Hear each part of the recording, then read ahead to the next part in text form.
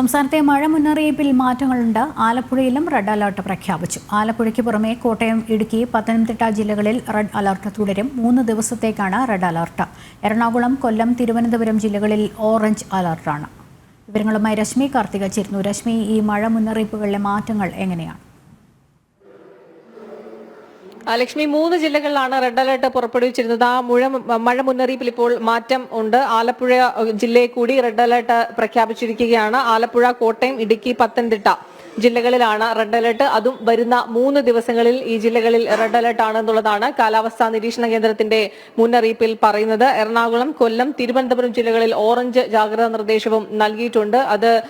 അതോടൊപ്പം തന്നെ മറ്റു ജില്ലകളിൽ യെല്ലോ അലർട്ടും നിലവിൽ പുറപ്പെടുവിച്ചിരിക്കുകയാണ്. വരുന്ന 3 ദിവസം അതിതീവ്രമായ മഴയ്ക്കുള്ള സാധ്യതയാണ് പ്രവചിക്കപ്പെട്ടിരിക്കുന്നത്. മാത്രമല്ല, വരുന്ന 36 മണിക്കൂറുള്ളിൽ സംസ്ഥാനത്ത് കാലവർഷം എത്താനുള്ള സാധ്യതയുണ്ട് എന്നുള്ളതും കാലാവസ്ഥാ നിരീക്ഷണ കേന്ദ്രം അറിയിച്ചിട്ടുണ്ട്. പൊതുജനങ്ങൾ അതീവ ജാഗ്രത പുലർത്തണം എന്നുള്ളതാണ് നിർദ്ദേശത്തിൽ പറയുന്ന ഒരു കാര്യം. അതോടൊപ്പം തന്നെ ഈ ആദ്യം പെയ്തൊരു മഴയിൽ, ഈ കാലവർഷം സജീവമാകുന്നതിന് മുൻപ് തന്നെ ഇന്നലെ പെയ്ത മഴയിൽ തിരുവനന്തപുരം നഗരം വെള്ളക്കെട്ടിലായിട്ടുണ്ട്. താഴ്ന്ന പ്രദേശങ്ങളൊക്കെ വെള്ളത്തിന്റെ അടിയിലാണ്. അട്ടക്കുളങ്ങര ബൈപ്പാസ്, ചാല മാർക്കറ്റിന്റെ സമീപമുള്ള പ്രദേശങ്ങൾ, മുക്കോലയ്ക്കൽ, ഇവിടെ വീടുകളിലൊക്കെ വെള്ളം കയറിയിട്ടുണ്ട്. ഈ നഗരത്തിൽ സ്മാർട്ട് സിറ്റിയുടെ ഭാഗമായി പലയിടങ്ങളിലും റോഡുകളിൽ കുഴിയൊക്കെ എടുത്തിരിക്കുന്നത് വലിയ രീതിയിലുള്ള അപകടങ്ങൾക്കും കാരണമാകുമെന്നുള്ളതാണ് നാട്ടുകാർ പറയുന്നത്. ഇതിനോടകം തന്നെ ചില കുട്ടികളൊക്കെ ഈ റോഡിലെ കുഴികളിൽ വീണ് അപകടമുണ്ടാകുന്ന സാഹചര്യം ഉണ്ടായിട്ടുണ്ട്. മാത്രമല്ല, ഈ മഴക്കാല പൂർവ്വ ശുചീകരണ പ്രവർത്തനങ്ങളൊന്നും സംസ്ഥാനത്ത് നടത്താത്തതും കനത്ത തിരിച്ചടിയാകും എന്നുള്ളതാണ് ഒരു വിലയിരുത്തൽ. കാരണം എല്ലായിടങ്ങളിലും ഈ വെള്ളക്കെട്ട് രൂപപ്പെട്ട സ്ഥലങ്ങളിലെല്ലാം തന്നെ മാലിന്യങ്ങൾ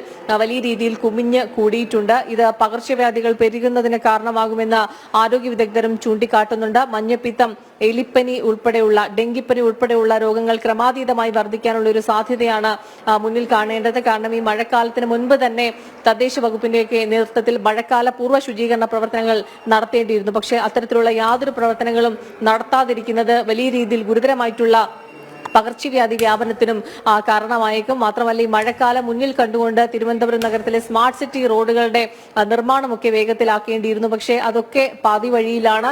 അതുകൊണ്ട് ഏറ്റവും പ്രധാനപ്പെട്ട റോഡുകൾ, ഈ മണക്കാട്, ആറ്റുകാൽ ക്ഷേത്രത്തിലേക്കൊക്കെ പോകുന്ന പ്രധാനപ്പെട്ട റോഡുകളിലെല്ലാം വെള്ളം നിറഞ്ഞു നിൽക്കുന്ന സാഹചര്യമുണ്ട്. അത് യാത്രക്കാർക്കും കാൽനട യാത്രക്കാർക്കാണെങ്കിലും ഇരുചക്ര വാഹനങ്ങളിൽ പോകുന്നവരെയൊക്കെ തന്നെ വലിയ രീതിയിൽ ബുദ്ധിമുട്ടിലാക്കിയിരിക്കുകയാണ്. നഗരം ഏതാണ്ട് ഭാഗികമായി വെള്ളത്തിനടിയിലായി എന്ന് പറയും. ഇപ്പോൾ മഴ ഒരല്പം മാറി നിൽക്കുകയാണ്.